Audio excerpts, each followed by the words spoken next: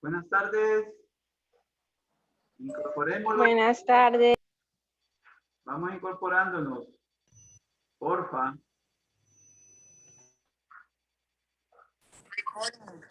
Bien. Nos habíamos quedado con este cuadro. Este cuadro es muy importante que tengámoslo claro.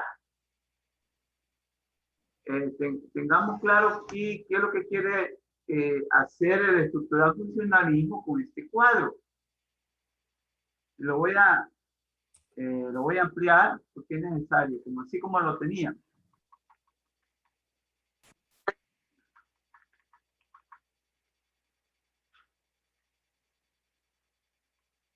Bien.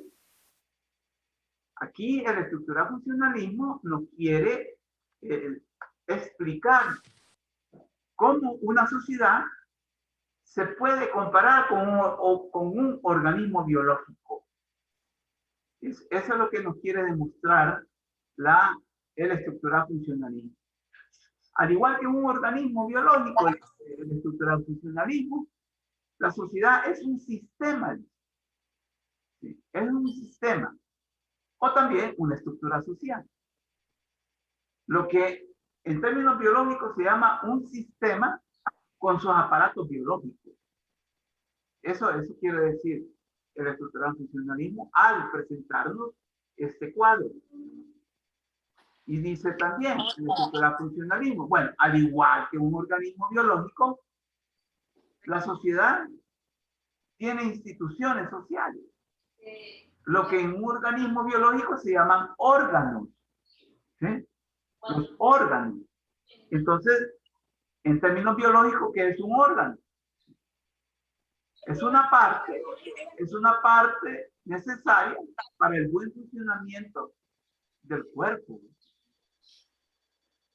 ¿Sí? Ese es el término biológico.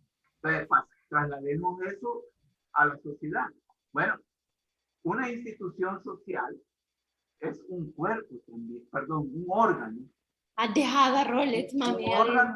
Un órgano que contribuye al buen funcionamiento del cuerpo, en este caso del cuerpo social.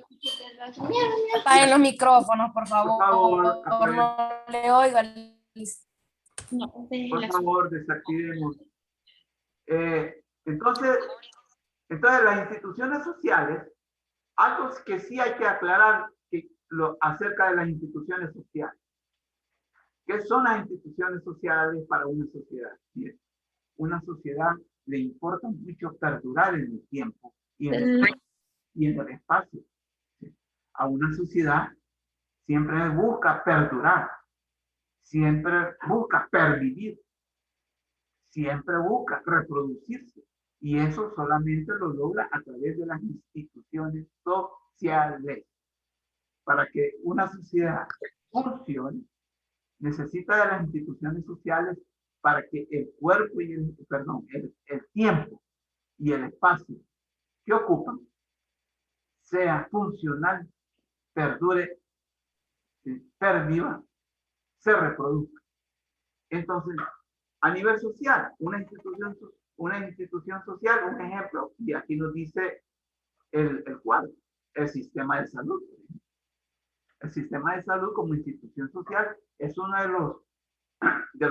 de los niveles más importantes para una sociedad. Si no, veamos ahorita, ¿qué pasaría si no hubiera un sistema de salud en el país? Hubiera una verdadera mortandad. ¿Sí? Los partidos políticos también son necesarios según el sistema. Las instituciones del gobierno, los ministerios, Ministerio de Defensa, Ministerio de Economía, Ministerio de Planificación, etcétera, etcétera. Aquí tenemos ya a donde pertenecemos nosotros, las universidades, las empresas, las instituciones privadas. Son necesarias para que se mantenga en el tiempo y en el espacio una sociedad. Para que se sostenga. Imagínense. Sí, y no digamos la familia. La familia es una unidad social fundamental. yo me atrevo a decir, sin temor a equivocarme, que todos procedemos de una familia. Ojo con eso. Y entonces la familia también juega un rol muy importante para que haya sociedad, para que hayan ciudadanos, no digamos habitantes también. Entonces, si nosotros nos pasamos a lo biológico, vamos a ver que los órganos juegan ese papel. Sí, el corazón, el hígado, el páncreas, el estómago, juegan ese papel también. Porque cada uno con su función específica ayuda a que el cuerpo se mantenga. Entonces, vean ustedes, pues, a mí me parece muy creativo esto. ¿Sí? En verdad, fue en verdad bastante creativo el haberle prestado a las ciencias naturales el sistema de conceptos y de categorías, ¿sí?, a las ciencias naturales. Y en realidad, como dicen vulgarmente, el tiro salió muy bien. ¿Sí? El tiro salió muy bien. De ahí que, en términos biológicos, la biología habla de unidad básica. ¿Sí? Unidades básicas. Entonces dice, la unidad básica en biología es la célula. En cambio, si nosotros lo incorporamos a la sociedad, ¿qué es la unidad social que se va a considerar a nivel social? Va a ser el individuo, la persona. ¿Sí? Entonces, esta es la característica, la característica fundamental que propone el estructural funcionalismo para ver a la sociedad. ¿Sí? Para ver a la sociedad con esas categorías y con esos conceptos prestados de la ciencia natural. Ojo con esto, por favor.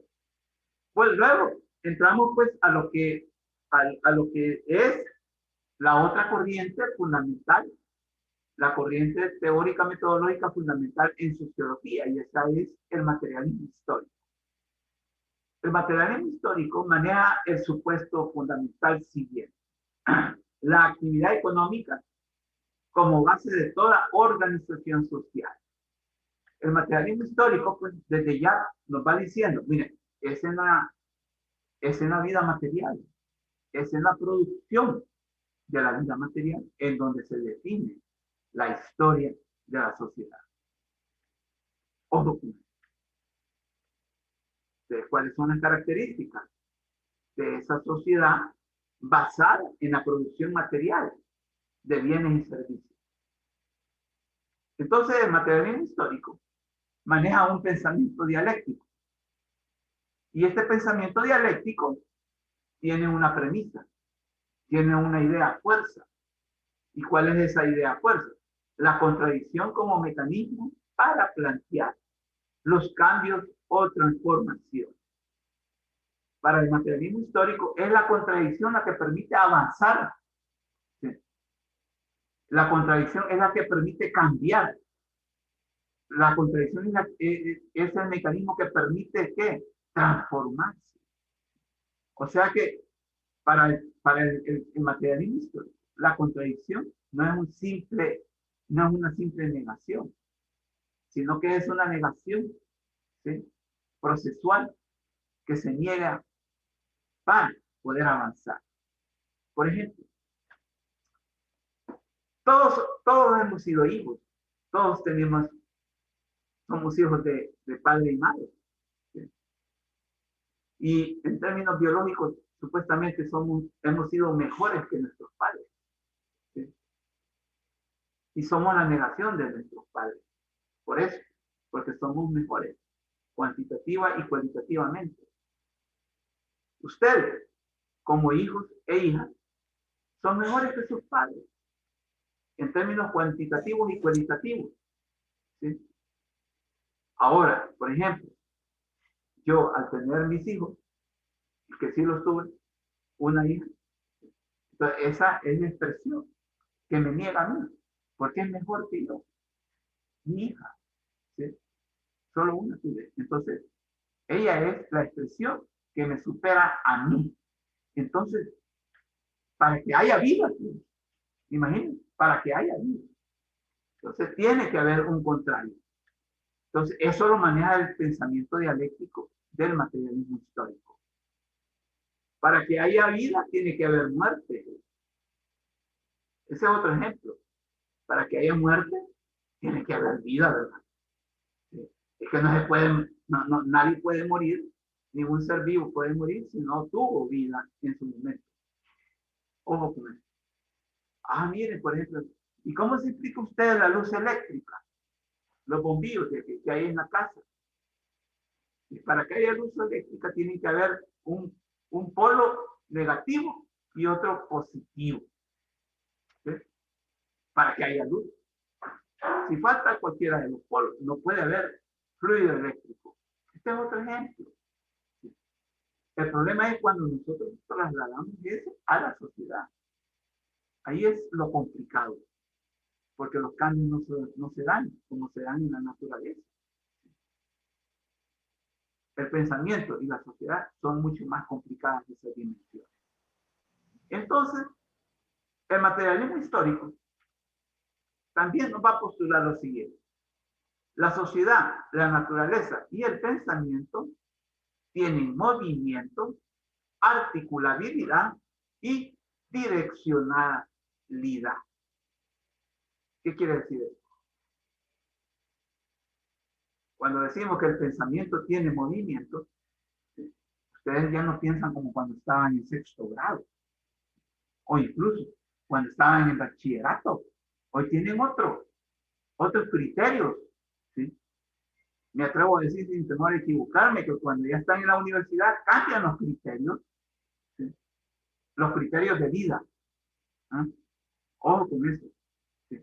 Porque ya piensan. Y yo una vez les dije, miren, ustedes han venido a materializar el proyecto de vida. Cosa que quizás cuando estaban en los lados, quizás no lo habían planteado, no se lo habían planteado ustedes. Entonces el pensamiento también tiene este movimiento, se mueve, ¿sí? Se mueve. La sociedad no digamos, aunque en la sociedad cuesta, ¿sí? Es más complicado los cambios, es más complicado el movimiento. ¿Por qué? Porque hay intereses muy arraigados y esos intereses muchas veces son materiales, ¿sí? Son de carácter material, ideológico, ¿sí? Económico, político, culturales. Entonces son muy complicados porque son verdaderos intereses que engloban, ¿sí? Engloban a grupos humanos. Y esos intereses muchas veces son contrapuestos, son contradictorios a otros. Y por eso vienen los problemas de crisis. El Salvador es un ejemplo de eso. Es un ejemplo. La naturaleza tiene movimiento, articulabilidad y direccionalidad. Sí, tiene. Si no veamos, pues el movimiento del sol. ¿A dónde está ahorita el movimiento del sol? ¿A qué nivel está el sol ahorita? Ya casi llegando al atardecer, a diferencia de las 10 de la mañana, que lo pudimos observar. Tiene movimiento. La fotosíntesis en las plantas hicieron pues que renovaran sus áreas en sus hojas, etcétera, etcétera. En la naturaleza es el mejor ejemplo en donde los cambios se pueden verificar sin mayor problema. El problema es en la sociedad y en el pensamiento. Ojo. Y todo esto, pues, nos dice el materialismo histórico. Bien, estamos llegando entonces a algo mucho más concreto. Porque de las dos corrientes teóricas y metodológicas que sostienen a la sociología como disciplina científica o como ciencia propiamente dicha, vamos a empezar a hablar de los pioneros, de las personas, de los seres humanos, cuya preocupación se convirtió en verdaderos legados, en verdaderos aportes. Y por eso es que traemos a colación el siguiente título: aportes de los exponentes de la sociología clásica. Y aquí tenemos a Augusto Comte, el periodo de vida Ana María, ¿me podrías leer esta diapositiva, por favor? Ana María Cepeda. Sí. Adelante. Aportes de los exponentes de la sociología clásica. Augusto Comte, 1798-1857. Es considerado el iniciador del positivismo y de la sociología científica. El centro de gravedad de su doctrina es la ley de los 3 estadios, ya formulada en las obras de su juventud. En ella se contiene la crítica a la religión y a la metafísica, y la declaración de su positivismo. Muchas gracias. Augusto Comte, quiero recalcar y quiero también destacar un detalle. Augusto Comte, era un francés del siglo XIX cuando él produjo intelectualmente, aunque él nació en el siglo XVIII, a finales. Pero su producción destacada de vida fue en el siglo XIX. Augusto Comte no era un científico social, era un ingeniero mecánico. ¿Sí? Entonces, eso es lo curioso de la sociología, que gente que no encajó desde un primer momento con las ciencias sociales, imagínense, sino que eran personas, eran gente que se dedicaba científica y disciplinariamente a otro tipo de ciencia. En este caso, la ciencia dura, porque las ingenierías son consideradas ciencias duras. Entonces, Augusto Comte era un ingeniero mecánico. Por eso es que cuando ustedes se metan al internet a investigar más sobre Augusto Comte, van a encontrar que él retomó de la ingeniería mecánica, por ejemplo, dos categorías o los conceptos fundamentales. El de física social le llamó en un primer momento a la sociología, imagínense, pero también habló de la dinámica y de la estática. Cómo los cuerpos tienen reposo, y esa es la estática, y cómo los cuerpos pueden adquirir dinámica, y entonces esa es la dinámica, pueden adquirir movimiento, y entonces ese él lo considera una dinámica. Entonces, vean, Augusto Comte, quería destacar eso, pero un hombre con mucha creatividad, obviamente, un epistemólogo. Entonces, es considerado el positivismo lógico, le llaman mucho, y de la sociología científica. Fue el fundador de la sociología científica, Augusto Comte. Aquí lo tenemos, la figurita, pero también de una filosofía llamada positivismo, que no es lo mismo que ser positivo. Por favor, no me vayan a confundir eso. Porque en un cuestionario puede venir esa pregunta. Mire, y el positivismo de Comte es ser positivo, le puedo decir. Le puedo preguntar. Usted me puede, si me contesta, mire, es sí, o es cierto, o es, va a estar problemático eso, porque no nos estamos refiriendo.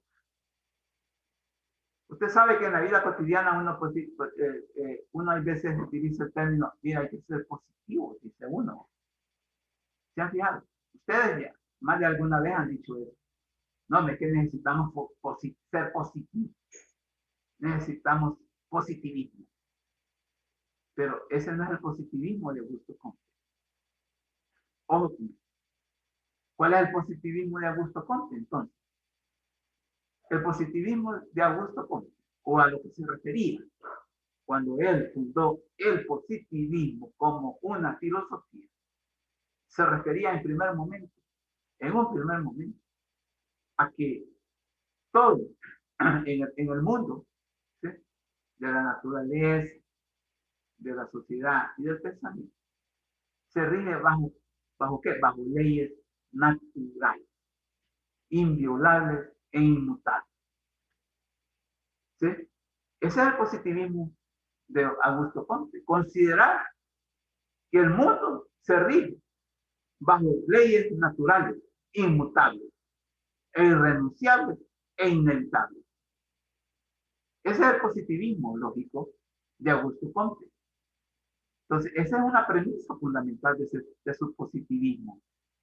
Y por eso es que va a proponer esa su ley, la ley de los tres estadios, ¿sí? Que son las que explican cómo, por ejemplo, una ciencia adopta su verdadero rol científico. ¿Qué es lo que dice Augusto Comte cuando habla de la ley de los tres estadios? Mire, toda tendencia científica debe de desarrollar tres fases. La primera fase es la teleológica, ¿sí? ¿Qué quiere decir esa fase teleológica? Descubrir primero cuál es el fin último de por qué va a existir una tendencia científica. Explicarse. Aquí estamos como experimentando ya la definición del objeto de estudio de una ciencia. Pero viene también la otra fase, ¿sí? La fase metafísica. La fase metafísica que es aquella en la cual todavía una tendencia científica, ¿sí?, adquiere una fase en donde prevalecen los prejuicios, ¿sí?, donde prevalece un subjetivismo ingenuo muchas veces. Y es esa la fase. Pero para llegar a la fase positivista, es ahí donde adquiere el verdadero papel, el verdadero rol científico. Entonces dice Comte, mire, todas esas tendencias científicas han vivido esas fases. Y por eso es que podemos hablar de ciencia propiamente dicha, porque vivieron esos tres estadios. Ese es el gran aporte, además de haber fundado la sociología, el haber también planteado el positivismo como una filosofía, una forma de explicar el mundo. Brillante. Los aportes de Augusto Comte. Aquí esto es muy importante también. Haber fundado una ciencia, ¿sí? Disculpe que le interrumpe. Fíjese de que se escucha, o sea, no se escucha muy bien, como que si estuviera lejos del micrófono. Entonces me cuesta un poquito ir escuchando bien la clase. Ahorita me escucha bien. Sí, un poquito, pero es que se escucha como bien suavecito. Vale, entonces, denme chance de cambiar el micrófono y audífono. ¿De acuerdo? Ok, muchas gracias, Lick. Bueno.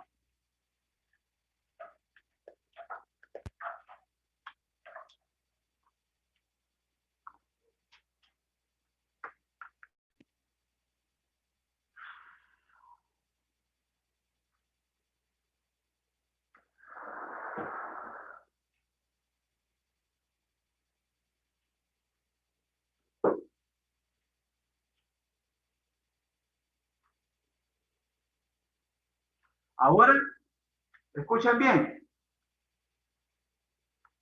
¿Escuchan bien ahora? ¿Me escuchan? Sí, sí, Lick. Sí se le escucha. Y bien.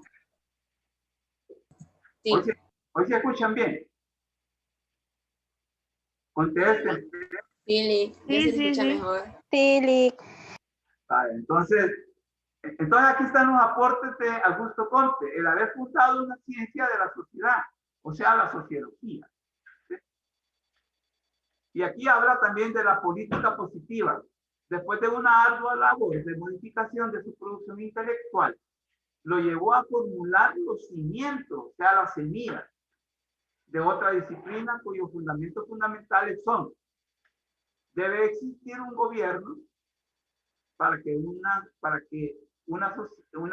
exista una sociedad, y un poder espiritual que no esté comprometido con lo temporal o de turno, por lo que le dé dirección y cohesión a lo político. Aquí estamos también, este es un aporte fundamental a las ciencias políticas por parte de Augusto Comte.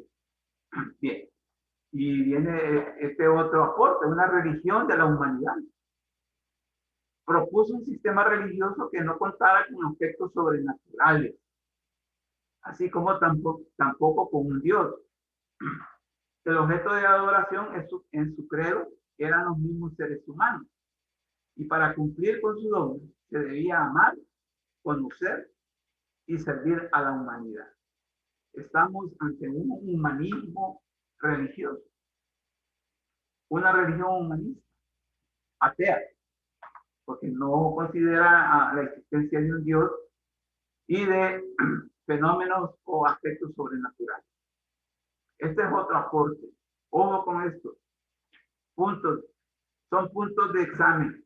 Es lo que estábamos hablando. Las tres etapas de la ciencia, que de eso ya estuvimos hablando. Vamos a avanzar. Aquí viene otro personaje muy importante para la sociología. También francés. Un francés del siglo XIX, pero ya casi de finales del siglo XIX. Los aportes hechos por Emilio Durkheim a la investigación sociológica. Resulta que a Durkheim se le atribuye el método sociológico propiamente dicho. El haber construido las reglas del método sociológico propiamente dicho.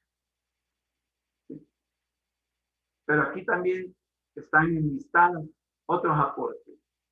Creó el primer departamento de sociología en la Universidad de Bordeaux en 1895, publicando lo que les decía, las reglas del método sociológico.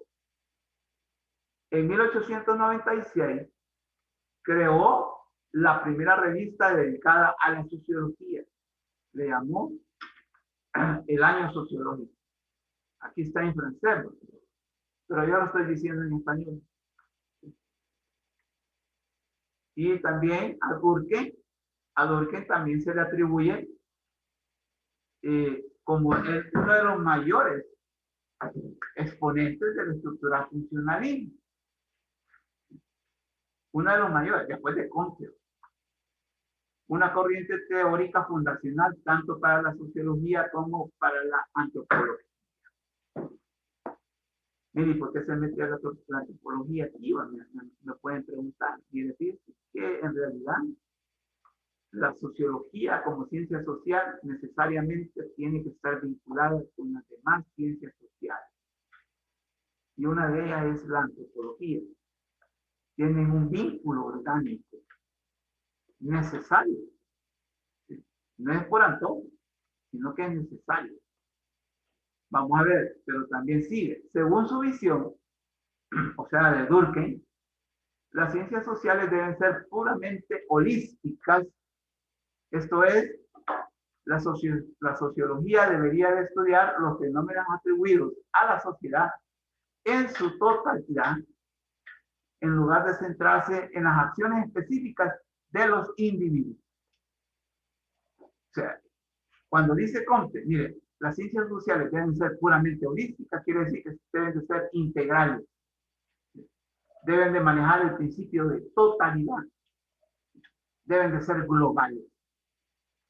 Parece que hay una tendencia en la sociología a que tenemos que hablar de economía, tenemos que hablar de qué, de cultura, de la cultura, tenemos que hablar incluso de la lingüística, ¿sí? A tal grado que, mire, una sociología muchas veces, sin querer, ya se mete con una disciplina. En una forma incluso hasta inconsciente. Nos estamos metiendo con la economía, nos estamos metiendo con la antropología, nos estamos metiendo con la psicología, sin querer. Y eso es maravilloso. ¿Sí? Eso no debe darnos aflicción, ni empacho, sino que debe darnos pues, satisfacción.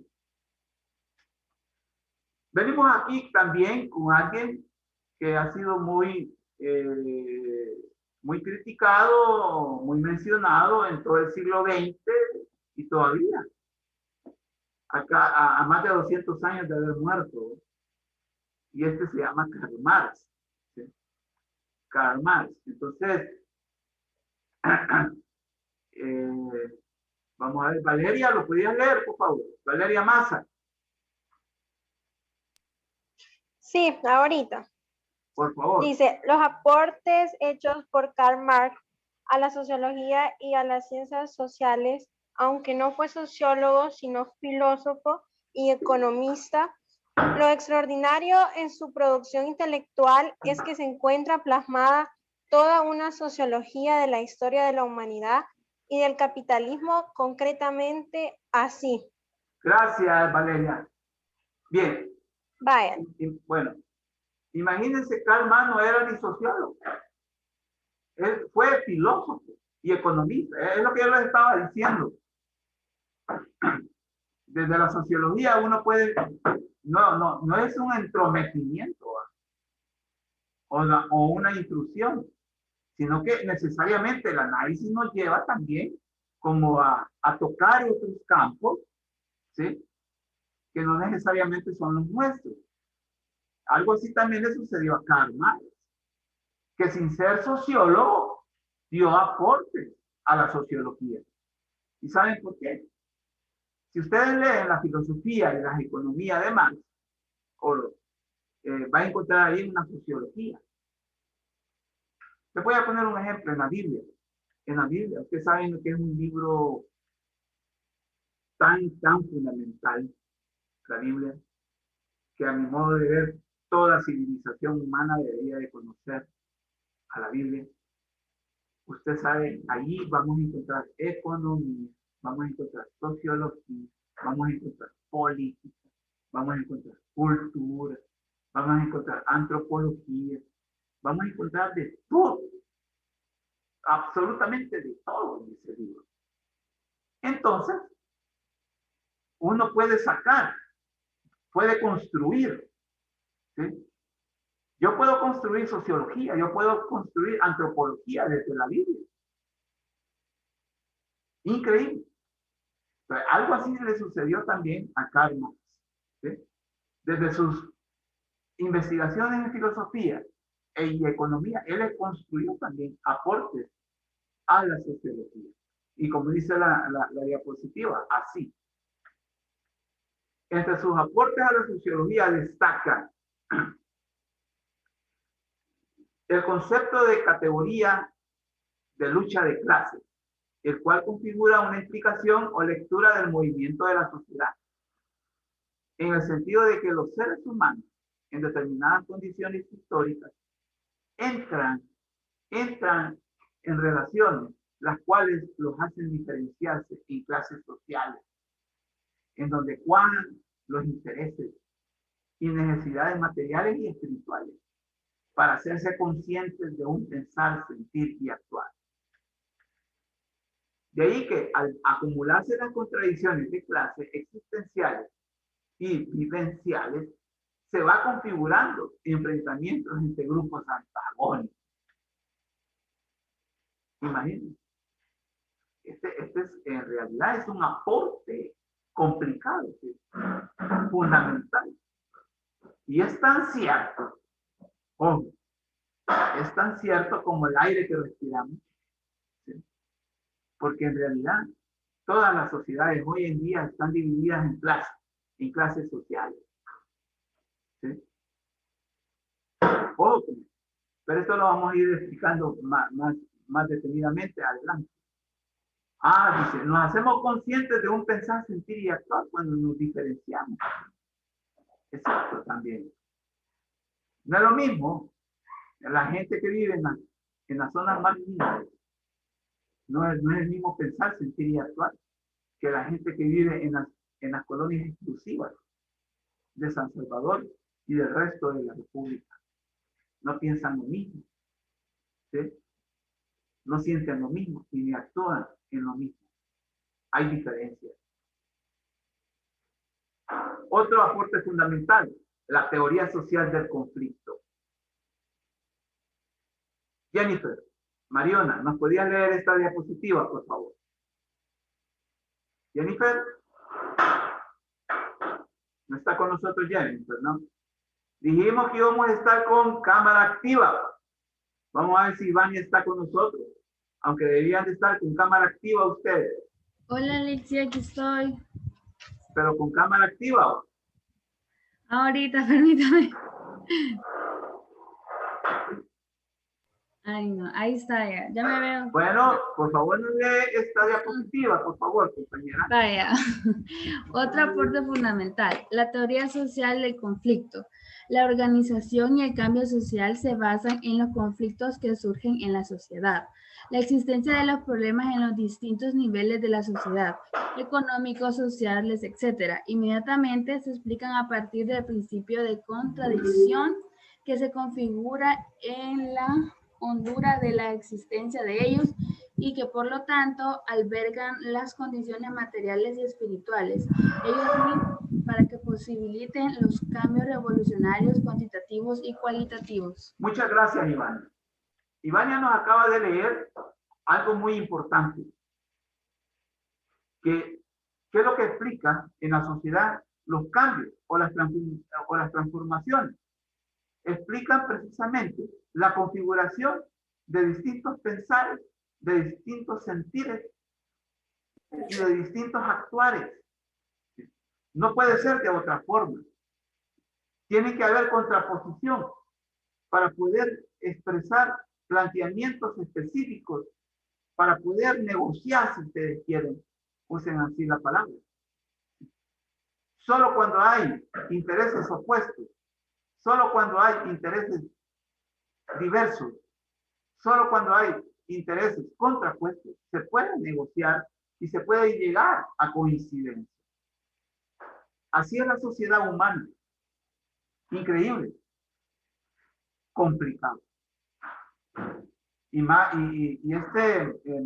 Karl Marx dio todos esos aportes a la sociología. Por eso que cuando estemos hablando de las contradicciones de clase, acordémonos de Karl Marx.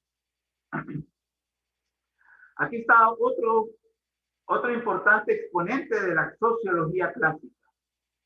Y él es Max Weber, alemán, igual que Karl Marx. Se me escapó, Karl Marx también era alemán del siglo XIX.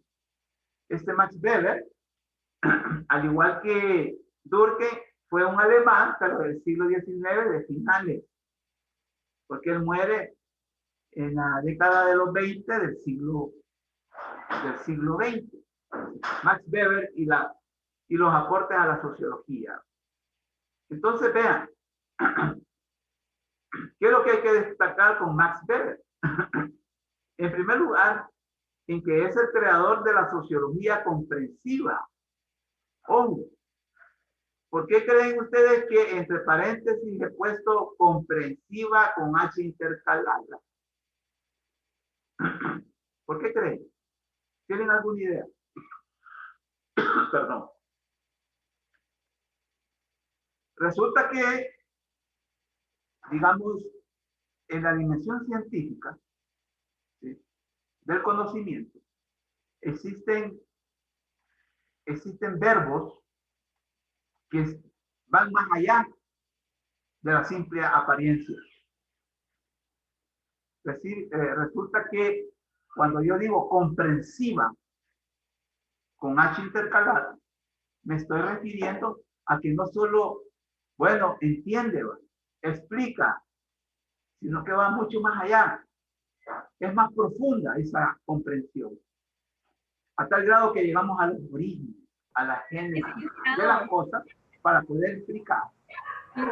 Por eso es que se pone con H intercalada, esa comprensiva. ¿Sí? Entonces, gracias. Y en sus propuestas encontramos conceptos que permiten hacer un análisis novedoso y comprensivo de las relaciones humanas, como el tipo ideal, el poder, la burocracia, etc. Bueno, hemos llegado al final de la segunda reunión y me voy a quedar aquí hasta con Max Weber porque sería desafortunado que termináramos de tajo. ¿Sí? Entonces, el segundo periodo de nuestra reunión está llegando a su final. Vamos a continuar el